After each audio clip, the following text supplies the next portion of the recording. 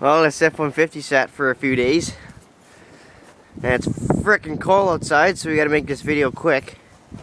It sat for about 4 days, and this thing always has a good start after it sits. So let's just see how it goes.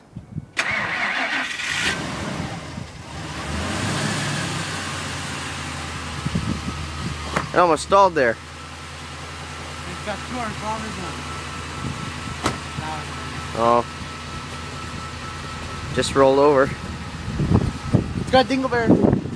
Nah. Good swing. No smoke on a cold morning. Sounds awesome.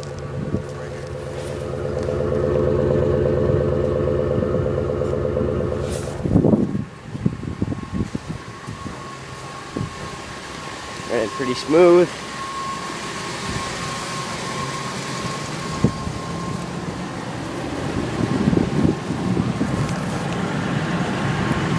We got a dingleberry.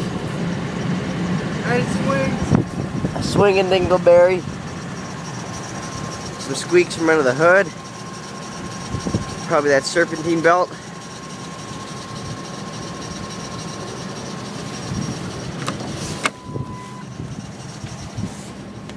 And 200,000 kilometers.